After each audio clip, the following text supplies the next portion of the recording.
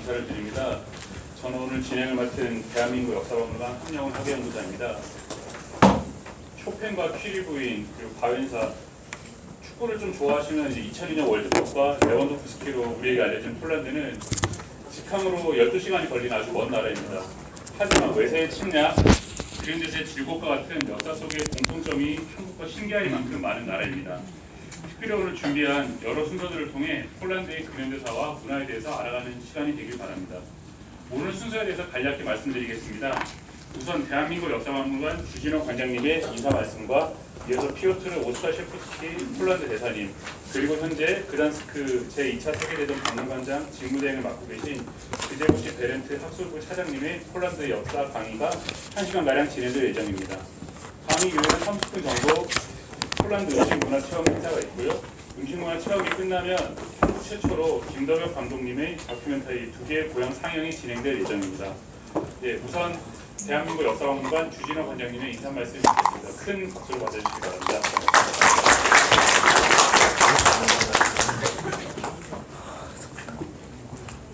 네, 여러분 반갑습니다. 저희 대한민국 역사박물관이 마련하고 있는 이 엠베서더 렉처 시리즈는 우리나라에 와 계신 여러 주한 외교사들 여러분들을 초대해서 그 나라의 역사와 문화를 함께 듣고 그 문화적인 체험을 함께하는 그런 프로그램입니다.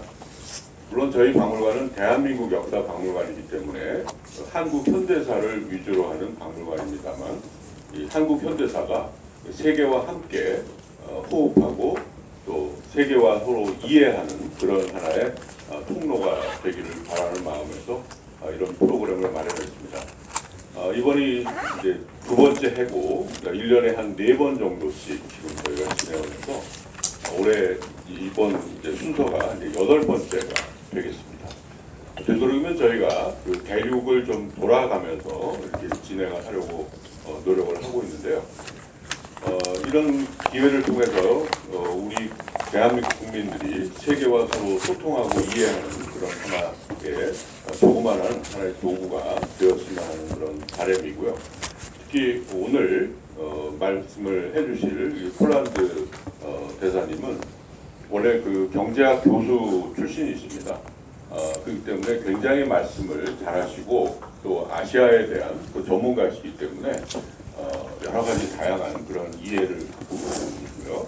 아울러서 오늘 잠깐 우리 함영훈 학예사가 소개를 해드렸지만 그단스크의 그 2차 세계대전 박물관에 지금 관장 대리를 맡고 계신 선생님께서 특별히 오셨습니다. 그단스크 하면 여러분 아마 바웬사라고 하는 인물을 잘 기억하실 거고, 그 솔리데리티라고 하는 그런 것이 일어났던 그 도시입니다. 그런 의미에서 저희 바깥에도 이제 전시를 좀 하고 있는데, 저희가 이 공간의 여러 가지 제약 때문에 좀 기간을 충분히 설정해서 전시를 하지 못하는 점에 좀 아쉬움을 갖고 있습니다. 또 마침 이 자리에 또 우리 또 체코 대사님도 자리를 함께 하셔서 자리를 빛내주시고 계신 것 같습니다. 잠깐 뭐 우리 대사님은 나중에 인사를 하시면 되고, 그리고 또 우리 폴란드 대사관의 여러 여러 외교관 분들도 여러분 모셨습니다. 그래서 일단 그 우리 폴란드 대사관에서 오신 분들 잠깐만 일어나 보실래요? 폴란드 대사님은 대사님이랑 나중에 소개할 테니까 다른 스태프들만 잠깐만. 폴란드에서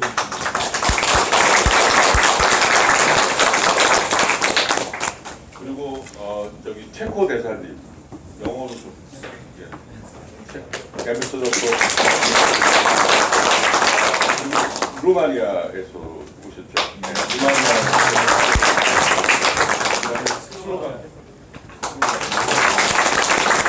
원래 그 전에 우리는 체코슬로바키아라고 많이 알고 있는데, 체코와 슬로바키아가 이렇게 분리를 했거든요. 그래서 이제 슬로바키아 여러 지금 같은 비슷한 지역권에 계신 외교관들께서도 많이 오셔서 오늘 이 자리가 특히 더 뜻깊은 것 같습니다. 네. 그러면 어쨌든 오늘의 그 엠베서더 렉처를 여러분께서 즐겨주시기 바랍니다. 감사합니다.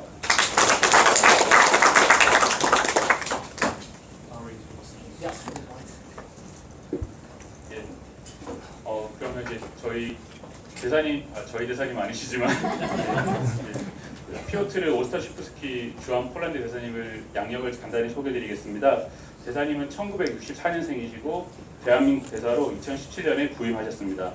바르샤바 대학교에서 역사석 박사학위를 취득하셨고 이제 외교관이 되시기 전에는 주로 학계에 계셨습니다. 그래서 2000년부터 약 20년간 바르샤바 경제대학교에서 정치학과 학과장, 교학부총장 등을 역임하시며 후학 양성에 힘을 쏟으셨습니다. 교수로 재직 중에는 전 세계 주요 대학에서 20여 차례 특강을 하시기도 하셨고 한국에서는 서울대와 경북대 등에서 또 강의를 여러 차례 진행하셨습니다. 가족으로는 사모님과 스라의 일녀가 있고 영어와 이탈리아어에 능통하십니다. 오늘 강연은 영한 순차 통역으로 진행되며 통역으로는 장유용 선생님께서 수고해 주시겠습니다. 그럼 지금부터 대사님의 강연을 시작하겠습니다. 큰 박수로 맞아주시기 바랍니다.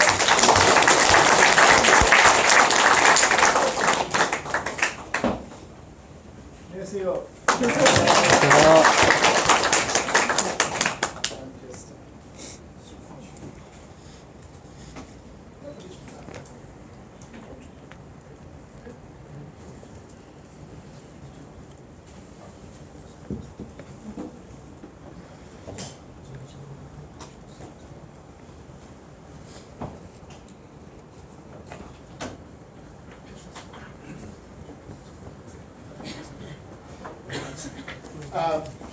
Ladies and gentlemen, first of all, let me express my sincere and profound gratitude for Professor Chino Chu, the director of the National Museum of Korean Contemporary History, thanks to whom this exhibition, War and Suffering, takes place here in this particular place.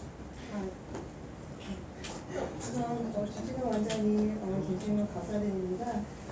대한민국 역사박물관에서 대여를 해주셔서 전쟁 후로 평화를 말하다 들리시나요? 전쟁 후로 평화를 말하다 이 전시회가 이제 여기서 개최되고 있죠. On the other hand, both me and Professor Grzegorz Berendt, the Deputy Director of Scientific Affairs of the Museum of the Second World War in Gdańsk, are friends by profession. Both we are historians, and therefore such topics are treated by us with scientific approach, within which emotions should be put aside.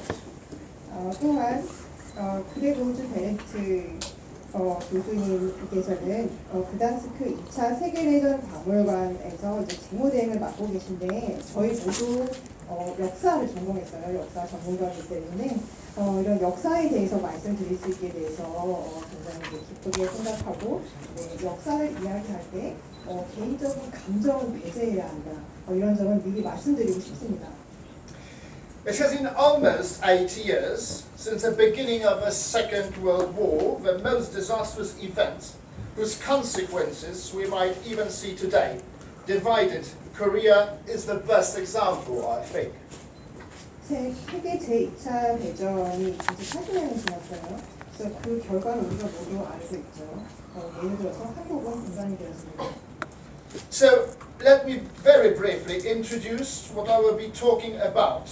I would like to present some sort of comparison between Poland and Korea within the context of our historical approach, how and why it did really happen that both countries suffered from the consequences of the catastrophe of the Second World War.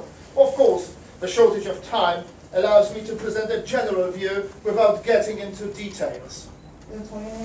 저는 오늘 폴란드와 한국의 역사를 좀 이제 비교하는 시간을 가져보려고 해요. 이제 양국이 되게 공통점이 많고 2차 대전의 희생양이라는 것도 공통점이거든요. 근데 시간이 짧기 때문에 대략적으로 말씀드리겠습니다. So as you can see here, is history important is my first question. But in the 21st century, in the area of globalization with mass movement of people around the world, history seems to be not so important. Only at this first glance, really, we must have a past. Past time defines our origins, our family, and our statehood. Otherwise, we lose our identity. We as a nation must identify ourselves by language, culture, symbols, and finally by sharing the same history. 저희 첫 번째 질문은 역사가 중요할까 아닙니다. 21세기에서는 세계화가 진행되고 사람들이 대량으로 움직이는 그런 상황에서 과거에 대해서 역사에 대해서 생각해 보는 게 있죠.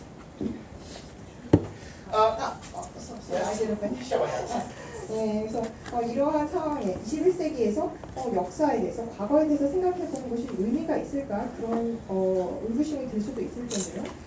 하지만 좋던 싫던 우리는 과거를 가지고 있고 과거가 우리의 그런 시초가 되죠.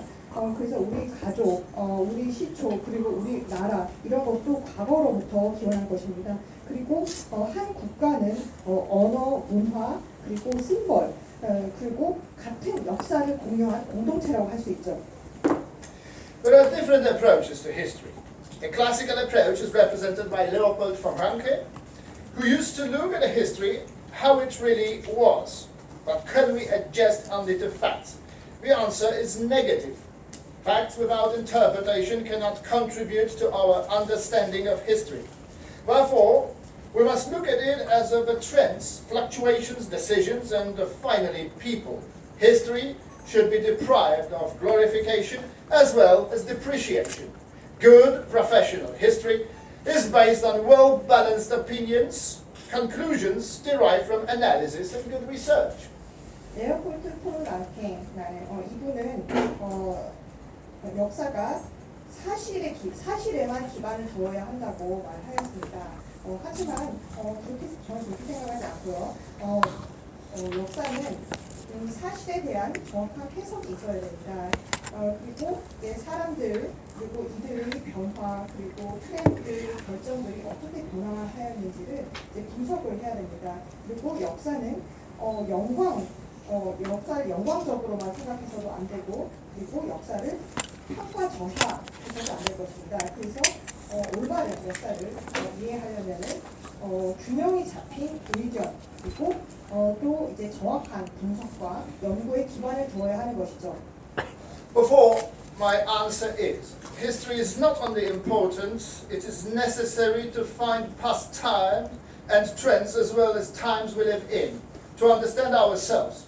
So let me get into the reality of the 20th century, the century of totalitarian systems. 그래서 제가 드리고 싶은 답변은 역사는 중요할 뿐만 아니라 필요한 것입니다. 우리 과거를 이해하기 위해서 그리고 또한 우리가 살아가고 있는 현재를 이해하기 위해서도 역사는 필요합니다. 우리 자신을 이해하기 위해 역사가 필요한 것이죠. 그러면 이제 20세기에 대한 이야기, 전체주의에 대한 이야기를 해보겠습니다. The 20th century, the age of totalitarian systems. There is no time to wonder what paved the way for Nazism, Bolshevism or fascism. The problem is different, namely how the totalitarian systems implemented their global policy based on aggression, extermination, genocide actually, and enslavement. 20세기는 전체주의 시대라고 할 수 있습니다. 여기서 나치즘, 볼셰비즘, 파시즘 이런 것이 원인을 생각을 할 수도 있겠죠. 네, 이 문제는 굉장히 다른데요. 일단 전체주의로 인해서 이런 어떠한 공격, 그리고 집단 학살 이런 것이 그리고 노예 그런 것이 생겨나게 됐습니다. Just one word from me. There are two theoreticians who are ascribed to Nazis, but they were not Nazis. 예, 그리고 이분들 이제 나치를 대변하는 사람들은 아니고요. 네. Das ist die Juden unserer Unglück, as he said, Professor Teichke. The roots of Nazism and Japanese imperialism, and of course Korean context as well, come from modernization. Fast industrialization and social changes that followed might be called modernization. And this was the trend that focused both countries to look for natural resources, whereas Germany lost the First World War and was much more revenge-oriented. Japan was among the winners, even was provided by the League of Nations with mandate over German possession like Bismarck Archipelago of the Pacific Ocean. 나치즘 생각해 볼 수 있고요. 그리고 일본의 제국주의가 있죠. 한국 맥락에서도 일본의 제국주의 아시죠? 네, 이것이 현대화에서 비롯된 것입니다. 산업화가 진행되고 사회적인 변화가 진행되면서 현대화가 같이 진행이 되는데요. 또 이제 이러한 제국들은 천연 자원을 찾아 나서기도 하였죠. 그리고 독일은 1차 대전에서 이제 패전국이에요. 근데 일본은 승자 중에 하나였고 또 국제연맹에서 이제 독일에 대한 그런 권한을 가지기로 했습니다. 특히 태평양에 위치한 비스마르크 제도에 대한 권한이었습니다. Theories of superiority, racism, actually of the so-called Aryan race, emerged in the 19th century. Let me mention of your Professor Teichko, Haushofer, you can see here in Germany. In Japan, the ideology of superiority might be derived from samurai past, Bushido, with a very specific code of honor and missionary approach later developed in a time of rapid industrialization, Meiji reforms, as well as during the build-up of Japanese empire. Important role of Shinto should be emphasized also. Both ideologies represented the concept of conquest, which was justified by their own desires. Bolshevism, which I must mention here because it played a very important role both for and in Poland as well as in Korea, was based on the global class struggle and its conviction it represented the wave of the future. It was some kind of determination which might have discouraged its opponents from defending themselves as doomed to failure. Bolshevik expansionism was stemmed by Poland in 1920, but it did not really mean it abandoned its major ideas of global revolution. Actually, the new Soviet version of imperial policy, more aggressive and more determined regardless, means comparing to Tsarist Russia. 여기서 이제 우월주의라는 것이 생겨나게 되었습니다. 또 여기서 네, 뭐 예를 들어서 19세기의 아리아인에 대한 그런 레이시즘, 인종차별주의를 생각할 수 있겠고요. 일본에서도 이제 우월주의가 있었는데 이제 사무라이와 관련이 있습니다. 이제 부시도라는 것인데 이게 굉장히 그 자국민에 대한 뭐 영광 그리고 열성으로 기반을 한 그런 민족 우월주의라고 할 수 있습니다. 그러면서 일본 제국이 그런 우월주의를 바탕으로 이제 확장시켜 나갔다고 할 수 있고요. 또 신도 일본의 그 신도라는 종교가 있고 이제 그것도 이제 중요한 역할을 했습니다. 또한 볼셰비즘이라는 것은 전 세계적인 그런 계급 간의 그런 투쟁에서 비롯된 것이고요. 이 투쟁을 통해서 미래로 이제 나아가려는 그런 움직임이었습니다. 그리고 또한 일종의 이제 결정론. 이라는 것도 있겠고요. 그래서 이런 제국들이 이제 우월주의를 계속 펼쳐 나갔고 또 이제 볼셰비크 평창주의라는 게 있는데 이제 1920년 이제 폴란드에서 시작이 되었습니다. 그래서 이제 전 세계적인 혁명으로 뻗쳐나가게 되었고 또 여기서 이제 소련의 그런 러시아 군주제에 기반을 한 좀 공격적이고 또 자국 우월주의 이러한 여러 강대국들이 이제 우월주의가 나타나게 되었습니다. Now, just one remark personal. This book is more important than Mein Kampf. This one. 이것이 Rosenberg. 이제 중요한 포인트입니다. It's der Mythos des 20. Jahrhundert. It's the myth of the 20th century. Myth of the 20th century. 1920년의 신화. You switch into Bolshevism. And this is typical, the Bible of Bolshevism. 볼셰비즘의 바이블이라고 할 수 있습니다. The way you study it. So, weaker states, we take geopolitics, Poland and Korea. This part of my lectures aim to clarify why both Poland and Korea were victims of foreign aggressions, not one aggression indeed. The term geopolitics is not particularly welcomed by many scholars and politicians. However, it gives an explanation why such countries, not very rich in natural resources, at that time of industrialization that was a vital imperial policy, were really important, and how it did happen, they became subjective to foreign policy of foreign superpowers. 여기서 좀 약소국에 대한 이야기를 해야 될 것 같은데요. 그런 게 바로 폴란드와 한국이라고 할 수 있습니다. 이제 지정학적으로 이제 좀 힘이 없었다고 할 수 있는데요. 근데 저는 왜 폴란드와 한국이 외세 침략을 받았고 이제 희생양이 되었는지 말씀드리려고 합니다. 이제 지정학이라는 말을 이제 별로 좋아하시지 않는 분도 계시는데요.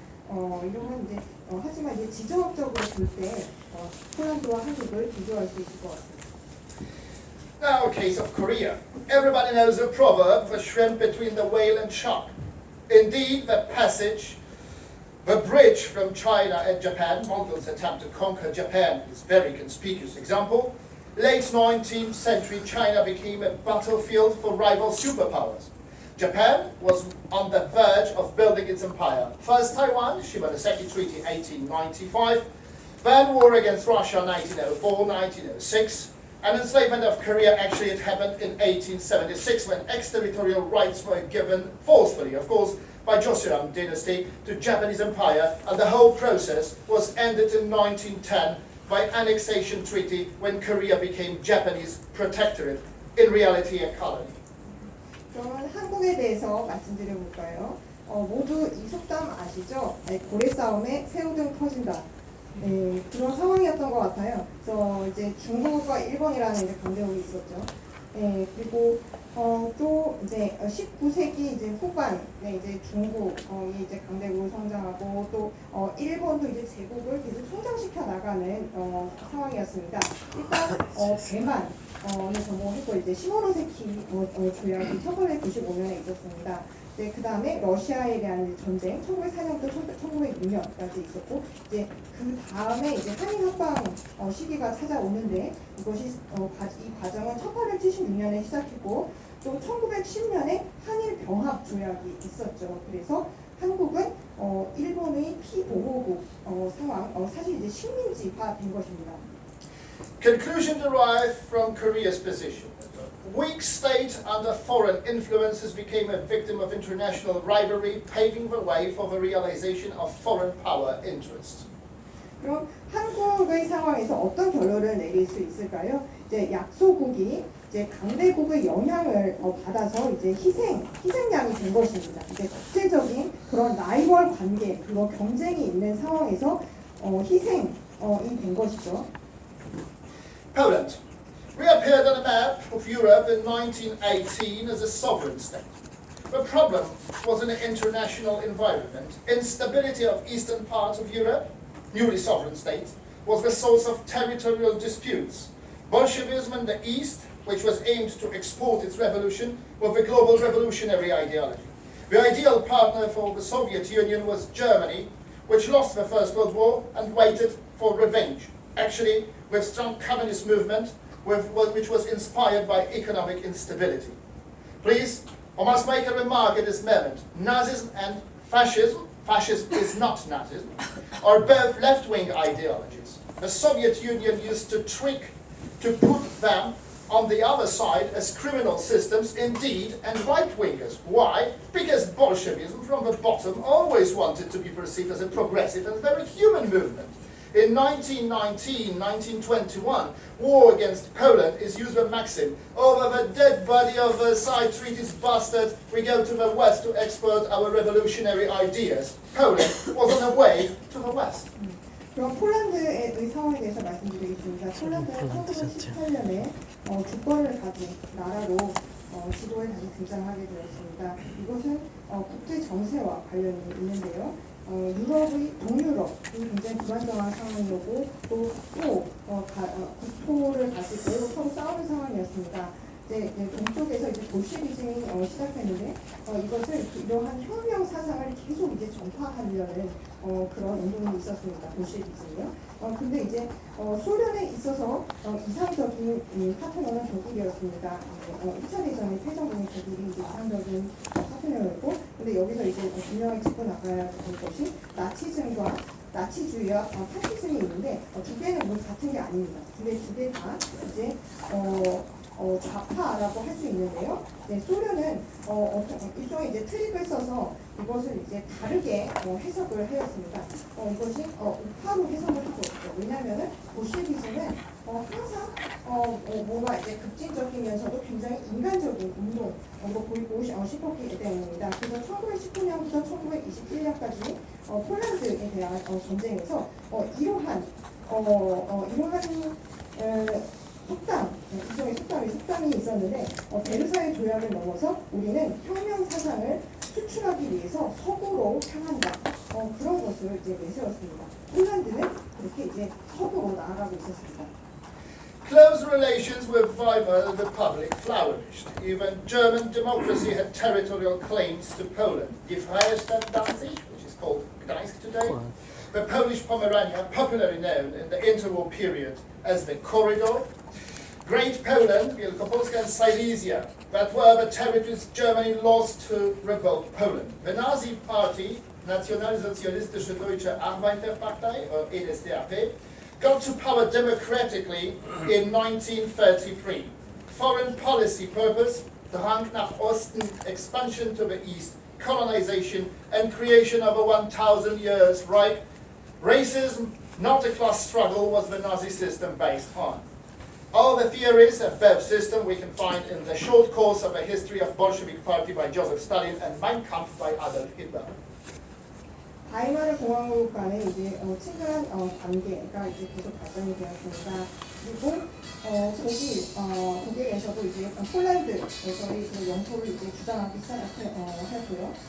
그래서 이제 그단스크라든지 아니면 포에라니아 그리고 그레이트 폴란드 이런 것이 이제 독일이 그러니까 폴란드가 제거되는 상황에서 독일이 잃은 영토라고 할 수 있습니다. 예, 그리고 그다음에 나치 당이 독일에서 이제 민주적인 과정이 선출이 되었고요. 그리고 이런 식으로 이제 나치 주의가 계속 이제 팽창했고 이것이 이제 동쪽으로 이제 세력을 신무지 세력을 이제 확산시켜 갔다고 할 수 있습니다. There were Ribbentrop-Molotov Pact of the 23rd of August 1939. That was the milestone that led to the outbreak of the Second World War. Although profound hatred of one another, both systems decided to cooperate and the situation was much clearer for Stalin. Hitler's decision was made up in April 1939 when Poland accepted British and French guarantees, worthless as they were, of course. Polish diplomacy knew that was trapped. Hitler's territorial claims were articulated in 1934, thanks for Reich, ex-territorial highway, and maybe Pomerania. Later, it was a diplomatic silence. One must always remember that Hitler wanted to invade Western democracies firstly, then to switch towards the East. The role of Poland was disputable. Probably, as many historians used to argue, Poland might have lost its sovereignty in first phase of war, later was doomed to disaster as well. The only alternative was to buy time. Definite, negative answers for German claims and British and French guarantees gave some hope for acting in coalition. But coalition wanted to buy time as well, at the expense of Poland. Shortly, no way out. 그 이후 1939년 8월 23일에 독소 불가침 협정이 체결되게 되었습니다. 이것이 이제 2차 대전을 일으킨 중요한 계기가 되었는데요. 그래서 독일과 소련 간에 이런 증오가 있었지만 그래도 이 양국은 이제 협력하기로 이제 하였고 이 상황은 스탈린에게 있어서 굉장히 분명해졌습니다. 그래서 히틀러의 결정은 1939년 4월에 이루어졌고요.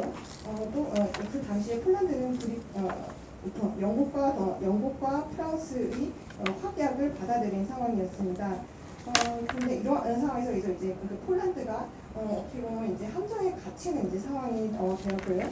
또 이제 히틀러의 그 영토 주장은 1934년에 이루어졌습니다. 그래서 그단스크 지역이 이제 해당되었고요. 그리고 또 포메라니아도 이제 해당이 되었습니다. 그 다음에 이제 한참 동안 이제 침묵이 흘렀고요. 그때 이제 히틀러가 이제 기억해 둬야 할 것이 히틀러가 이제 동쪽으로 계속 이제 세력을 뻗쳐 나가고자 하는 상황이었습니다. 이러한 상황에서 폴란드의 역할은 이론의 여지가 있는데 이제 많은 역사학자들은 폴란드가 이러한 상황에서 자기 주권을 잃고 그 다음에 좀 멸망할 수도 있었다 좀 그런 얘기까지 이제 하는데요. 그렇지 않았죠. 근데 그 유일한 대안은 시간을 버는 용도로 이제 폴란드가 사용이 되었을 것 같습니다. 네, 그래서 이러한 강대국 사이에서 이제 폴란드가 희생양이 되었고 출구를 못 찾은 것이죠. Through changes in the German Ministry of Foreign Affairs, when Konstantin von Neurath was replaced October 1938 by Joachim von Ribbentrop, were a signal of the decisive attitude of Nazi Germany. January 1939, in the Soviet Union, Vyacheslav Molotov replaces Maxim Litvinov as a Minister of Foreign Affairs. He was Jewish, therefore he was replaced. The Soviet answer was obvious, ready for talks. 네, 그다음에 독일 외교부 장관이 바뀌게 1938년 10월에 이제 바뀌게 되었습니다. 그래서 조아킴 본 리벤트로브로 바뀌게 되었고요. 1939년 1월에는 소련의 장관, 외교부 장관이 이제 바뀌게 되었는데요. 이제 몰로토브로 이제 바뀌게 됐죠. 이제 유대인이고요. 그래서 소련의 답은 명확했습니다. 이제 회담할 준비가 되어 있다는 것이었죠. Generally speaking, the Ribbentrop-Molotov Pact of the 23rd of August 1939 was only the pact of cooperation. Meanwhile, it was provided by top-secret protocol and non-aggression pact of spheres of influences, partition of Poland, and the Soviet annexation of Baltic states, as well as part of Romania, Bessarabia. Which countries can sign the non-aggression pact? Only those who share the borderline. Therefore, the Soviet Union fulfilled its liabilities and invaded Poland on September 17, 1939, when the war against German invasion, was still going on. That was the coup de grace. 그래서 독소 불가침 협정은 이제 1949년 8월 23일에 이루어졌는데 이것은 이제 협력을 위한 협정이라고 할 수 있는데 이것을 여기 그 이면에는 또 여러 가지 이면 공작이 있다고 할 수 있는데요. 그러니까 그 이면에는 폴란드가 이제 분할이 되었고 또 소련은 발틱 국가들을 이제 식민지화하는 그런 상황이 되었습니다. 또 로마니아 등 그런 지역이 이제 해당이 되었고요. 그러면 불가침 조약을 이제 어떤 국가가 맺을 수 있을까요?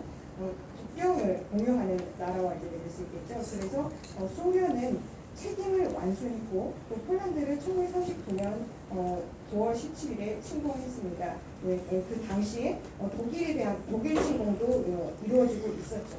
이것이 최후의 일격이었습니다. So conclusion from a Polish position, the passage between East and West, weaker states surrounded by one of the most powerful economies and since 1933 by two big totalitarian systems, which were aimed to share the borderline. Stalin's plan, Hitler will be entangled by war on the Western Front and the Soviet Union would realize its global proletariat revolution plan to aggress Germany and Western Europe. It did not work since Hitler cheated Stalin in 1941. 그 폴란드의 상황으로 어떠한 결론을 내릴 수 있을까요? 유럽의 동쪽과 서쪽의 그런 통행이라고 할 수 있습니다. 약소국이 이제 강대국에 둘러싸였어요.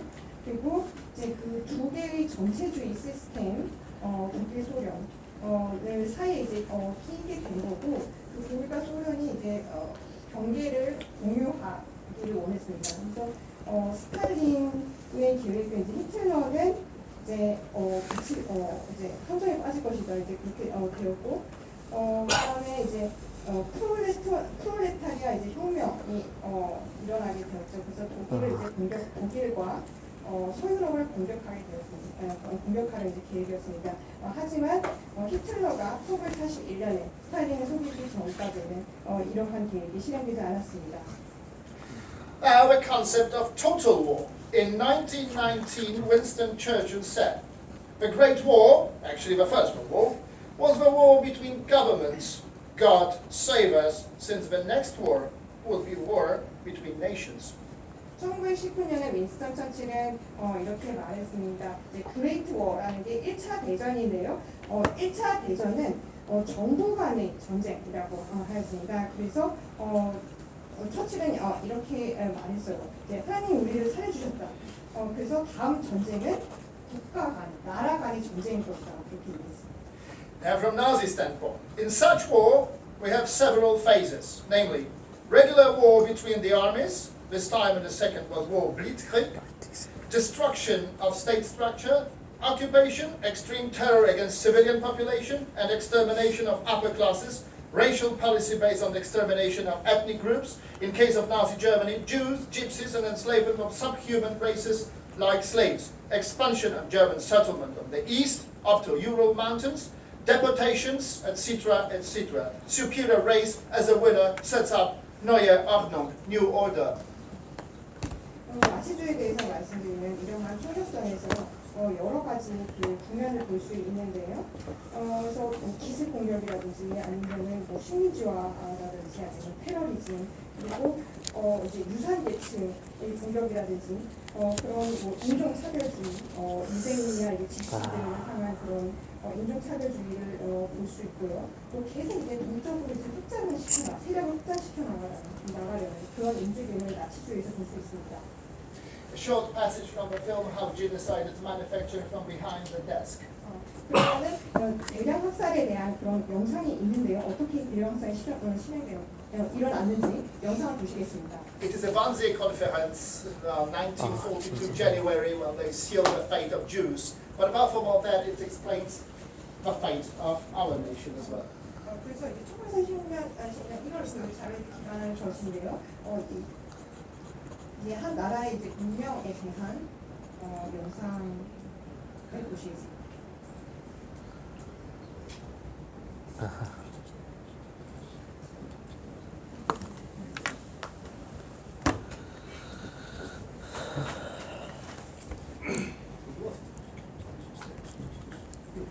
Siehe die Erfahrung mit der Geschichte. Und die Geschichte schreibt nicht mehr der Jude, die Geschichte schreiben jetzt wir, und zwar so, dass der Jude in Zeitkürze nicht mehr darin vorkommt. Die Wellen schlagen zu. Die Welt hat Ruhe, Donnerwetter. Oh, Gruppenführer, ich bin beeindruckt. Völlig neue Perspektiven. Lösungen, ich möchte sagen, sensationell. Würdig wahrhaft aller großen und bedeutenden Visionen des Virus. Und dennoch, dies alles jetzt. Der Kampf der Front, die Kriegsgefangenen, die Rüstung, die Fremdarbeiter und nun die Jugend. Übernehmen wir uns nicht? Wir nehmen uns noch mehr vor. Die Lösung der Judenfrage ist eines, die Neuordnung Europas ein anderes. Wir sind mittendrin bei...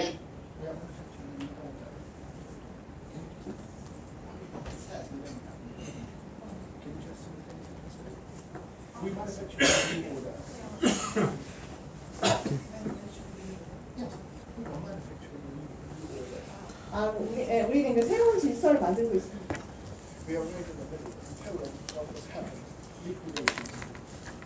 그리고 총산이 이루어지게 되었습니다.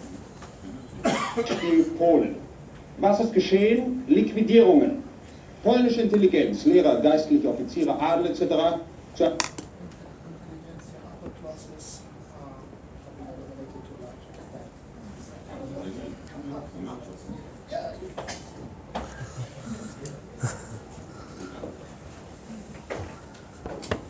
그래서 상위 그 계층이 이제 그 제거되는 상황이었습니다. Zu einem nicht unerheblichen Teil bereits beseitigt, wird fortgesetzt und zwar auch weiterhin im Zusammenwirken mit den Dienststellen vor Ort. 당국과 계속 이제 협력을 계속할 것입니다. Was ist vorgesehen? 어떤 것이 계획되었을까요? Erstens 인구의 변화입니다. Umvolkung, 인구 교환입니다. Freimachung Westpolens. 그리고 서부 폴란드를 이제 1,000만 명이 이제 제국까지 이제 오픈 그 개방을 하는 것이고 또 독일 사람들을 그러니까 독일 사람들로 인해서 이제 그 1,000만 명까지 이제 폴란드 서쪽을 이제 오픈하는 것입니다. Für Reichs- und Volksdeutsche, Austausch in Größenordnung 10 Millionen, Restpolen später Dito, deutsches Siedlungsland. 네, 그리고 또 그 폴란드 그 외에는 그 앞으로 이제 독일 사람들이 이제 살 곳이 될 것입니다. Zweitens, Germanisierung. 그 다음에는 Wir 게르만화라고 할 수 있는데요, 독일화라고 할 수 있는데요. Rasse- und Siedlungshauptamt sichten und sieben und 인종과 그런 인종과 정착과 관련된 것인데 이것을 이제 4개의 카테고리로 이제 나누었습니다. sortieren die Polen nach Qualität in 4 Kategorien. Sie werden in Mehrheit mit den Juden zusammen auf. 예, 그리고 대부분이 유대인과 더불어서 이제 추방이 될 것입니다. zu werden sein, in einer Minderheit als Arbeitsherverwendung. 그리고 또 소수는 노동자로 이제 남게 노동 인력으로 사용될 것이고요. finden. Wir die großen, gigantischen Bauprojekte, mit denen unser Führer 이 den Nord 노동력을 통해서 이제 대규모 건설 사업을 하게 될 것입니다. neu gestalteten Europa für alle Zeiten den Stempel aufprägen wird unserer germanischen Kulturgesittung. 그래서 이제 새로운 유럽의 독일 문화라는 그런 도장을 찍게 되는 것이죠. Drittens endlich Annullierung. 네, Eingriff. 그 다음에는 완전한 말살입니다. 그리고 산하 제한으로 인해서 Für geburtentechnischer und familienpolitischer Natur werden das 말살을 übrig 하게 blieb 되고요. dann an der Wurzel treffen und zum Verdorren bringen. 그래서 이제 말라서 이제 죽어갈 것입니다. Finis Poloniae. The end of Poland, what he said. Mainly I was saying that the country has lasted 1 hour and a half, and this is a fair and true, all the words. Yeah. You were right. 네, 그래서 영상 보여드릴게요. So Bolshevism. Total war is unavoidable between communism and capitalism, but all the war would be between capitalist states. Then the Soviet Union would finally inflict a coup d'éclat to capitalism and impose the revolution onto entire Europe and the world. Total war is the class war between capitalist and proletariat. Social struggle and social purges are indissolubly connected with the revolutionary warfare. Class struggle has nothing in common with genocide. It is only the elimination of the enemies of the system. Who would define them? That is another matter. But there were millions of enemies who should be eliminated. Nevertheless, one of the most crucial elements was deep nationalism, which might have driven toward creation of a global communist society. Contradictions were the source of power of communism. 볼셰비즘에 대해서 말씀드리면요, 이제 총력전 이제 불가피하고 이제 그 공산주의와 자본주의 간의 이제 총력전이 이루어지게 되는 것이고요. 하지만 그 이제 전쟁은 그 자본주의 국가들 간에 이제 전쟁이 있는데 그때 소련이 이제 최후의 일격을 가하게 된 것입니다. 자본주의 최후의 일격을 가하고 그리고 혁명을 계속 이제 확장시켜 나가서 이 전체적인 유럽 그리고 전 세계적으로 혁명을 이제 확장시키는 게 이제 볼셰비즘의 목표였고요. 그래서 총력전은 그래서 자본주의와 이제 프롤레타리아 간의 그런 계급 정체, 계급 간의 이제 전쟁이라고 할 수 있고 또 사회적인 투쟁, 사회적인 어떻게 보면 숙청 이런 것은 이제 혁명과 관련이 있습니다. 이제 계급 간의 전쟁은 대량 학살과는 이제 다른 것이고요. 이것은 단순히 이제 그 어떤 체제에서 적들을 추출해내는 제거하는 것입니다. 그래서 이러한 공산주의 세력, 전 세계를 이제 공산화하려는 그런 세력이라고 할 수 있습니다. Japanese imperialism now. A Mao doctrine, Asia for Asians, important ideological foundations led Japan toward liberation of all the Asian nations from European imperialistic enslavement. In reality, that was a total war against all the nations in Asia so as to create the mechanism within which every country had to play a role within the framework of the empire. The concept of Great Asia, where Japan was the center, surrounded by dependent states. Total war meant the war against cultures, nations treated as subjects of the empire. Important to know, the same attitude were visible in European and American approach toward Japanese people in the 19th century. Regarding Korea, Japanese rule was perceived as culture genocide, suppression of Korean language and culture, crime against humanity today is called. Then perception Korea as a colony, not a different ethnic society. Therefore, those who go along had the right of being assimilated, those against enslaved, and to some extent eliminated. Racism here was combined with destruction and of historical monuments like Gyeongbok Palace. As a colony, Korea suffered a lot, and indeed, like Poland, had to pay the very high price. Division into two countries and Poland occupation by the Soviet Union. 일본의 제국주의에 대해서도 간략히 말씀드리면요.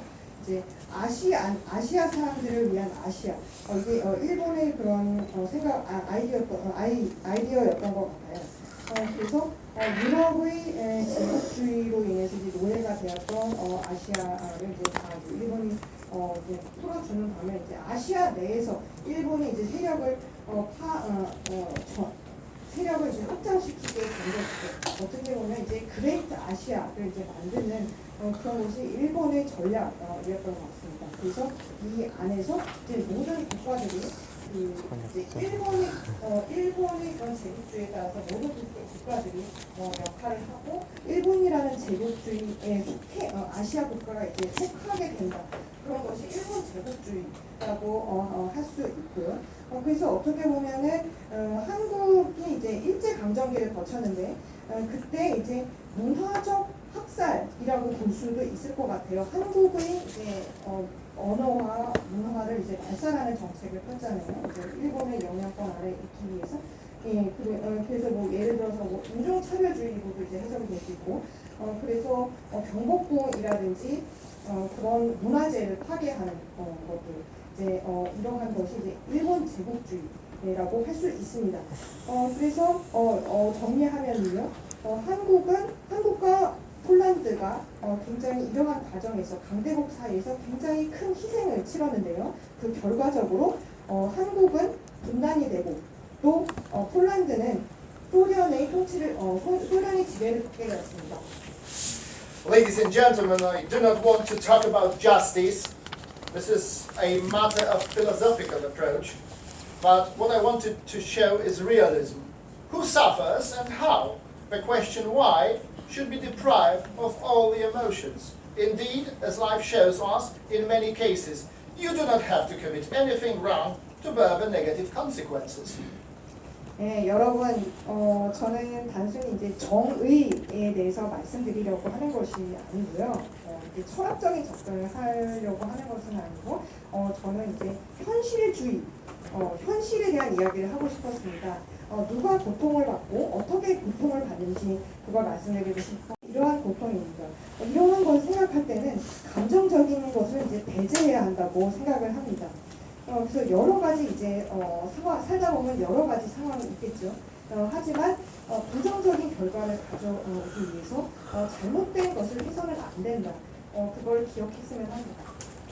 So the last question is Poland and Korea, the victims of a total war.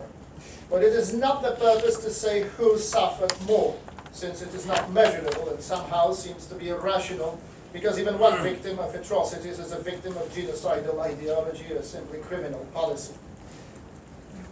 폴란드와 한국은 폭력전의 희생양이라고 할 수 있는데요. 누가 더 많이 고통을 겪었다 그런 것은 이제 측정 불가능하겠죠. 왜냐하면은 어떤 이제 만행의 희생이 되면은 이것은 그런 대량 학살의 이데올로기의 희생양일 수도 있고 아니면 전쟁 범죄의 희생양일 수도 있기 때문이에요. Nevertheless, it should be emphasized that both countries must have fought for their existence and survival, not against just foreign occupation structures, but genocidal and destructive policy toward their vital, substantial interests. 하지만 강조해야 할 점은 한국과 폴란드 양국 모두 단순히 그 내세 침략에 대해서 이제 싸운 것이 아니라 전체적인 그런 그 자국의 생존과 존재를 위하여 이제 투쟁을 할 수밖에 없었다. 그런 것이고요. 더 이제 큰 관점에서 대량 학살 그리고 편의적인 정책에 맞서서 싸웠다라고 할 수 있습니다. Comfort women, slave labor, labor camps, etc., just symbols of Korean unfortunate past. Concentration and death camps, culture and material destructions, exterminations, and unbelievable terror of the Second World War are still terms that define Polish suffering. But what about both countries' position after the Second World War? 한국의 경우 위안부 문제라든지 아니면 뭐 전쟁 후에 그 포로 수용소 이런 것이 그 한국의 과거의 그 상징이라고 할 수 있죠. 그리고 또 이제 폴란드의 경우는 폴란드의 경우에도 이제 수용소라든지 이제 문화적 파괴 이런 테러 행위, 2차 대전의 테러 행위 이런 것들이 또한 폴란드의 기억에 고통의 기억에 남아 있습니다. 그럼 한국과 폴란드 제2차 대전 이후에 어떤 상황, 어떤 위치가 되었을까요?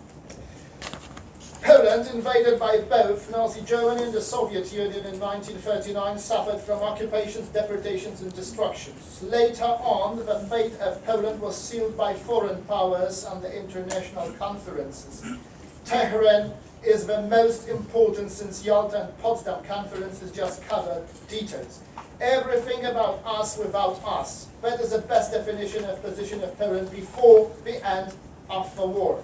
In Tehran 1943, it was indisputable that Poland would get under the Soviet sphere of influences. Comrade Stalin used to justify it as the liberation. Poland lost its territory on the east and was compensated by the former German territories on the west. But the question is who agreed for the changes, both geographical and political. Anyway, for the coming 45 years, Poland was, as the later term defined it, limited sovereign state and ally of the Soviet Union. 2001년에 폴란드가 어떻게 되었는지 말씀드리면 일단 폴란드는 나치가 점령하는 독일 그리고 소련에 의해서 1939년에 침공을 받았고 또 식민지 시대를 식민지화 추방을 경험했습니다. 이제 그 다음에 테헤란 회담에서 폴란드의 운명이 결정이 되었고요. 테헤란 회담이 중요하고 그 다음에 얄타나 포츠담 회담은 그에 덧붙인 그 디테일을 덧붙인 그런 회담이 되었습니다. 그래서 폴란드의 위치를 이제 설명하는 말이 우리에 대한 우리가 없는데 우리에 대한 이야기를 한다. 이것이 그 폴란드의 위치를 설명해주는 그런 문장이라고 할 수 있습니다. 그래서 이제 1943년 테헤란에서 폴란드는 소련의 영향하에 들어가야만 하는 이제 상황이 되었고요. 이것은 스탈린은 이것을 해방이라고 정당화하였지만요. 그래서 폴란드는 동쪽의 영토를 잃고 좀 지난 이전에 이제 독일의 서쪽의 독일의 땅이었던 부분을 이제 보상을 받게 되었습니다. 그러면 누가 이러한 변화에 동의를 한 것일까요? 이제 지리학적으로 아니면 정치적으로 누가 이것에 동의했는가는 이제 의문으로 남고요. 그리고 그 향후 45년 동안 폴란드는 이제 최근에 이렇게 이제 그 폴란드의 포지션을 이제 정리를 했는데 소련의 이제 제한적인 소련에 속해 있지만 제한적인 주권을 가진 나라이자 동맹국이다 이렇게 정의가 내려지게 됩니다. Korea. Here as well, the breath of Stalinism was sensed quite strongly, I think. The division of the country in 1945 was not the result of the consent of Korean people. That was a deal between two big superpowers. One remark, however, should be made at this point. Korean communism, unlike Polish one, was based on truly independent Korean communist movement. Kim Il-sung very quickly got rid of Chom and-sik and grabbed the whole power, proving pretty soon to keep some sort of distance from the Soviet Union. Divided Korea had to exist within a very different international environment. 한국의 경우를 볼까요? 여기서도 스탈리니즘과 연관이 있다고 생각합니다. 한국이 이제 분단이 되었어요. 1945년에 분단이 되었는데 이것이 한국인들이 동의로 됐습니다. 아닙니다. 두 개의 그런 강국 간의 그런 딜이었다고 할 수 있죠. 그리고 여기서 이제 말씀드리고 싶은 것은 이제 한국에서 이제 공산주의가 이제 시작이 되고 이제 독립적인 한국 한반도 내에서의 독립적인 공산주의 운동이 있었다고 할 수 있습니다. 그래서 그다음에 김일성이 그다음에 조만식을 이제 제거를 하고 반면에 이제 소련으로부터도 거리를 두게 되었는데요. 이제 분단된 한국 이것이 이제 그 달라진 국제 정세에서 분단 한국이라는 현실이 생겨나게 되었습니다. Very brief conclusions. This brief overview shows us that history is still alive and allows us to understand the processes and trends both countries went through. 그럼 결론을 내리겠습니다. 첫 번째는요. 역사가 우리에게 생생하게 가르쳐주는 것은 한국과 폴란드 양국이 거쳐온 과정을 이제 알 수 있다는 것이죠. As Uyghur states that Poland and Korea did not have enough power successfully to maneuver between big superpowers, but time representing totalitarian systems. 상대적으로 힘이 없었던 폴란드와 한국은 강국들 사이에서 그리고 전체주의 체제 하에서 헤쳐나갈 충분한 힘이 없었습니다. The outbreak of the Second World War was based on the excessive nationalism that was on the rise at that time. Nazism, Bolshevism, and Japanese imperialism all supposed superiority of certain race or certain social classes. 그 다음으로 2차 대전이 일어나게 된 것은 국수주의, 지나친 국수주의 때문이었는데요. 말씀드렸듯이 나치주의, 볼셰비즘, 그리고 일본 제국주의는 특정한 인종이나 사회적 계급이 다른 것보다 더 우월하다라는 전제하에 출발했습니다. The result of war, division of Korea, and in Poland's case, limited sovereign state within the Soviet Union. 그럼 전쟁의 결과는 무엇일까요? 한국은 분단이 되었고 폴란드는 소련 내에서 제한적인 주권을 가진 나라로 남게 되었습니다. We should bear in mind that the history should teach us something, not to be an emotional sphere, but rather calculate how to avoid being the subject in international relations.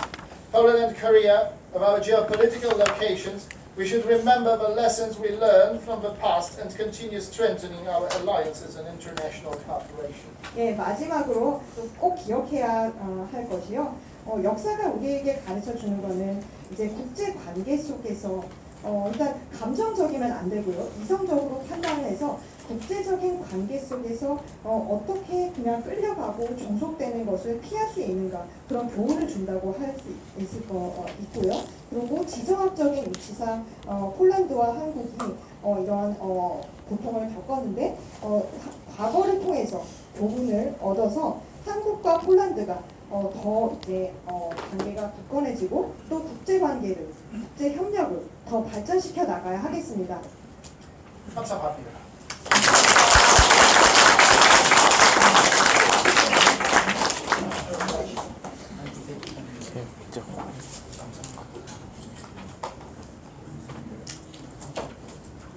네, 잠깐 저희 그단스크 2차 대전 박물관장님 강의하시기 전에 관련된 영상 하나 보고 시작하겠습니다.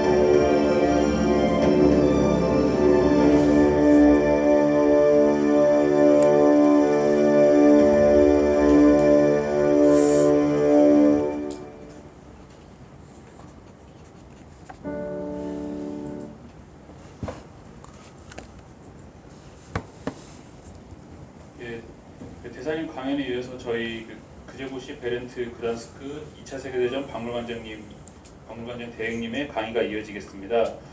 간단하게 저희 베렌트 학술부차장님을 소개드리겠는데요. 1964년생이신 차장님은 그단스크 대학교의 교수로 재직 중이십니다. 1985년부터 그단스크 대학 역사연구소와 인연을 맺고 계시며 주요 연구 분야는 유대계 폴란드인과 그단스크 영내 다양한 민족 집단사입니다. 지금부터 베렌트 차장님의 2차 대전 관련 강의와 박물관 소개가 있겠습니다. 큰 박수로 맞아주시기 바랍니다.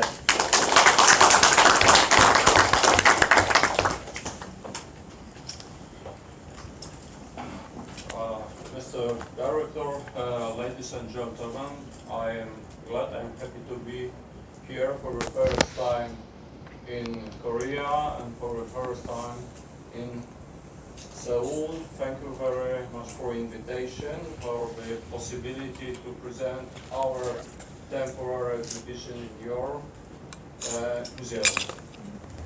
네, 관장님 또 여기 계신 분들 여기 있게 돼서 좋습니다. 저 한국 처음이에요. 그리고 서울도 가는 처음이고요.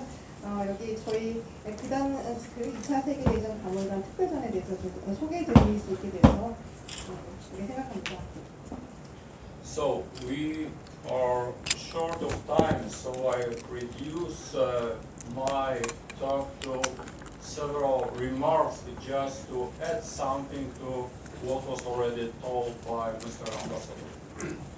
그래서 시간이 제약이 있기 때문에 제가 이제 간략하게 대사님도 이미 이제 말씀 주신 것도 간략하게 말씀드리겠습니다. Let me mention that Gdańsk is today's Polish city that used to be called Danzig, but it is a city where the Second World War started. 일단 그단스크는 이제 포란드에 있는데 그 전에 단식이라는 명칭이었고요. 이제 그 2차 대전대로 이제 거슬러 올라가는 거죠. It was the reason why the Museum of the Second World War, the most modern museum in Poland, was located in that city. 그래서 폴란드에서 가장 이제 현대적인 박물관이 바로 그단스크 2차 세계대전 박물관이라고 할 수 있습니다. Our museum is dedicated generally to the issue of the Second World War and first of all to the fate of the civilians during this conflict. 저희 박물관은 특히 2차 대전에 관련된 전시를 집중을 하고 있고요. 그 당시에 또 민간인들의 삶에 대해서도 다루고 있습니다. And there are stories about the situation of civilians in many countries. Asia is also mentioned at our permanent exhibition. 그래서 전쟁 당시 그 민간인이 어떠한 생활을 했는지에 대해서 보여주는 그런 상설 전시, 아시아인을 포함해서 민간인의 삶을 보여주는 상설 전시가 있습니다. But at the permanent exhibition, you can find also information about the situation of Poland and Polish society during the Second World War, but this information were spread in various sections of the permanent exhibition. 그리고 상설 전시를 보시면은 당연히 이제 폴란드인과 폴란드 사회가 2차 대전 때 어땠는지 보여주는 그런 전시가 있는데 여러 섹션으로 나눠져 있습니다.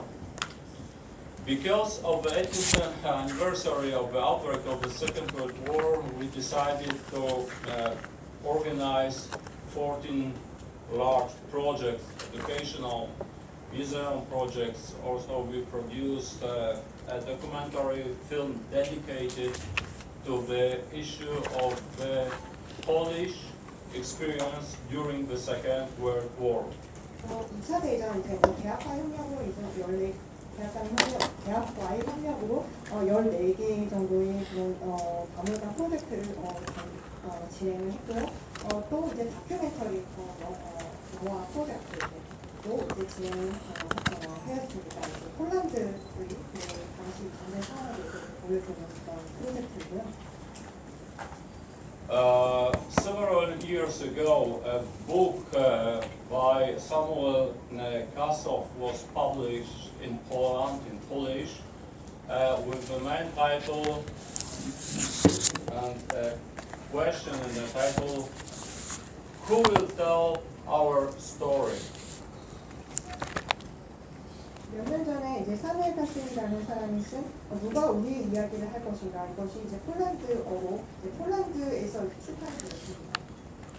So, this book by Samuel Kassow is dedicated to members of so-called underground archive that used to exist to operate in Warsaw Ghetto. 그래서 이것은 그 지하 그 아카이브를 위한 그런 책이 카솔프의 책이라고 할 수 있습니다. Almost all members of the crew of this underground archive were exterminated or killed, exterminated by the German Nazis in 1942, or were killed during the uprising in the mentioned ghetto several months later. 1942년에 이제 지하에 있던 그런 사람들이 이제 나치로 인해서 학살을 당하는 사건이 일어났습니다. And they were afraid that with the death of them and other Jews, there will be nobody to tell the story of tragedy that Polish Jews and European Jews experienced during the Second World War. 그래서 2차 대전 당시에 이제 폴란드 그리고 그 외에 유럽 국가의 유대인에 대한 이야기를 할 사람이 있을까 싶었던 것이죠. Actually, 90% of Polish Jews were murdered during the German occupation, and now, generally, it is a duty of historians to tell the story of genocide that took place at the territory of the occupied Poland during the war. 폴란드가 이제 독일이 지배를 하는 이제 폴란드에서 이제 폴란드 출신 유대인이 이제 많은 대다수가 이제 학살을 당하는 그런 사건입니다. But this 3 million Polish Jewish citizens are part of losses that Poland experienced during the Second World War. 300만 명의 그런 폴란드계 유대인이 학살을 당하는데 이것이 폴란드가 2차 대전 때 경험한 희생의 일부라고 할 수 있습니다.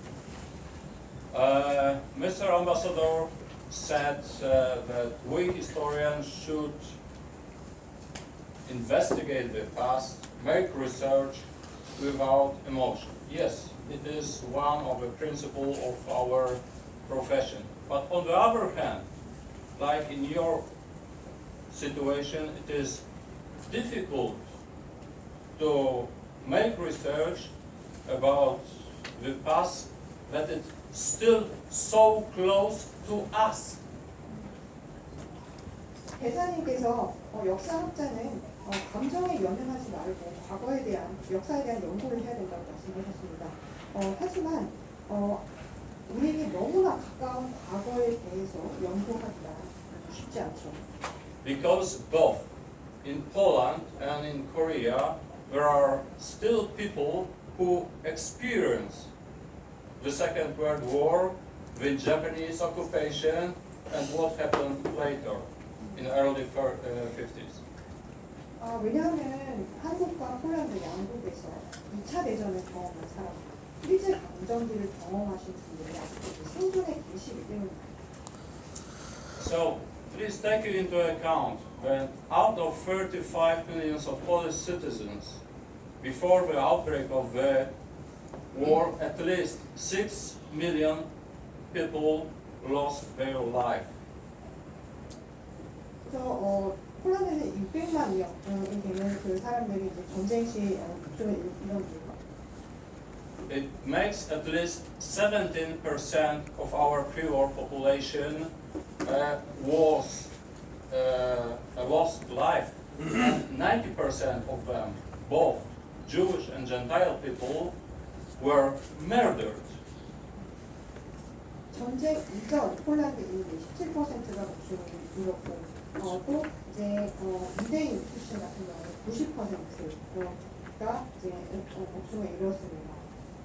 So from the very beginning of the war, both German Nazis and the Soviets wanted to liquidate Polish society as a quality. So it was equal with a decision first to liquidate the elite of the Polish society. 독일과 소련 모두 폴란드 사회를 이제 청산하기를 원했는데요. 특히 이제 폴란드 사회의 엘리트층의 청산을 원했습니다. We saw a fraction of the film about the Wannsee Conference from 20th of January 1942 about the plan to liquidate not only Jews but also Gentile Polish elite. But one must stress that the liquidation of Polish elite started from the very first day of the war. 그래서 이렇게 유대인 그리고 엘리트층을 이제 제거하는 움직임이 있었는데 이것이 엘리트층에 대한 그런 좀 청산하려는 그런 계획은 전쟁 발발하자마자 시작되었습니다. So only because of the activity of the German Nazis during several first weeks of the war, we have lost in the West more than 40,000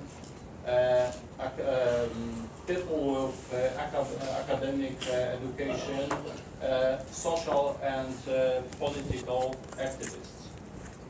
이렇게 결과적으로 이제 독일 나치에 의해서 이제 전쟁 발발하고 몇 주 안 돼서 이제 4만 명의 이제 교육이라든지 지식인들이 목숨을 잃게 되었습니다. The same was done in the zone occupied by the Soviet Union, but we do not know numbers because we couldn't make research and there is the lack of data referring to the situation under Soviet rule. Soviet occupation. Half of Poland was occupied by the Soviet Union from the 17th September. 소련이 점령한 곳에서도 이런 피해가 있었는데 그 관련된 이제 정확한 수치는 취하지가 않고요. So, and let me conclude this part with a remark that when there was the end of the German occupation, we were left with 30,000 persons with academic education. 30,000. 독일 그런 시민들이 끝나고 나서 이제 지식인층은 이제 3만 명 정도가 남게 됐어요. Just to give you data to compare, now we have 3,800,000 people with academic occupation in our country. 지금 수치하면은 380만 명 정도의 이런 지식인이 포함되어 있습니다. So, because of the German Nazi and Soviet activity, crimes, we lost more than 50% of our social elite within 5 years. 독일과 소련의 그런 침략으로 인해서 5년 만에 그 지식인들이 50%가 사라지게 된 것이었습니다. We lost 50% of our pre-war territory. 또한 전쟁 이전에 가지고 있던 영토의 50%도 이렇게 되었고요. And at the temporary exhibition, we brought here to Seoul, to Korea, with us, and which we present thanks to your help and to help of Polish embassy to Korea, you will find a special part dedicated to Polish participation in a combat against the Third Reich and allies of the Third Reich. 그래서 여기 서울에 이제 특별전, 이제 대한민국 역사박물관과 폴란드 대사관이 협조를 해주셔서 이렇게 특별전을 여기 서울에서 가지게 되는데, 보면 이제 폴란드가 이런 동맹국들과 함께 이런 전쟁에 이제 참여하게 되는 그런 상황을 보실 수가 있습니다. So, why Poland was attacked first? Because Hitler knew that Poland will keep his word and will fight against Germany in case Germany attacks France or other countries. That's the first reason. And the second reason was because Hitler became furious because Poland didn't want to join Germany against Soviet Union. Maybe it was the most important reason. Poland didn't want to go together with the Third Reich against the Soviet Union. 그래서 일단 폴란드는 이제 독일에 맞서서 싸우기 시작했고, 또 이제 히틀러의 세력 확장으로 또 소련을 견제하고자 하는 그런 상황도 있었습니다. And from the 1st of September 1939 until the 8th and 9th of May 1945, so from the first to the last day of the war in Europe, of course, Polish regular army and the Polish underground was an ally of France and Great Britain, then Great Britain and United States in a war against the Third Reich. From the first to the last day, and our government in exile, our underground and regular army did not give in during all these years.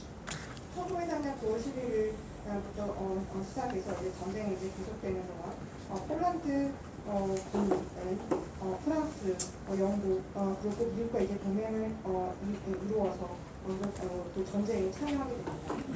And because of this, because of all our doings in spring of 1945, Polish regular army was the fourth army within armies of the Allies.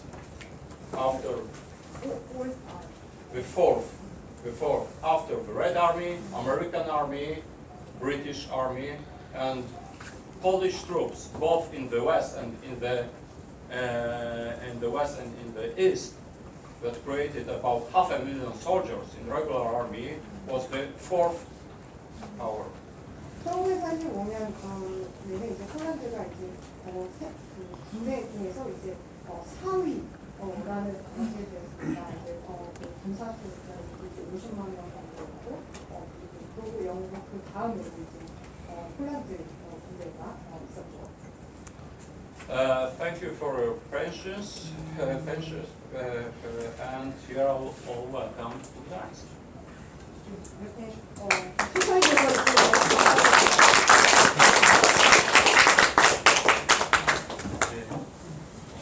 저희가 이제 시간이 좀 많이 지체돼서 오늘은 질의응답 없이 이제 바로 그냥 기념 촬영을 하도록 하겠습니다. 저희 또 오늘 특별히 저희가 음식문화 체험을 하면서 그 폴란드 대사관 쪽에서도 이제 와인을 제공해 주셨고요. 그리고 이제 루마니아 대사관에서도 또 루마니아 음식과 와인을 이제 적은 좀 약간씩이라도 체험하실 수 있게도 준비해 주셨습니다. 그래서 저희 이제 바깥에 저희 전시도 이제 그단스크 2차 대전 박물관에서 이제 준비해 주신 전시 패널도 있고, 또 박물관 쪽에서 준비한 음식도 있으니까 같이 드시고 또 같이 체험하셨으면 좋겠고요. 그리고 오늘 이제 참석해 주신 분들 다 같이 나오셔서 저희 기념 촬영 하고 이제 저희 문화 체험하는 거라서 시간 감사드립니다.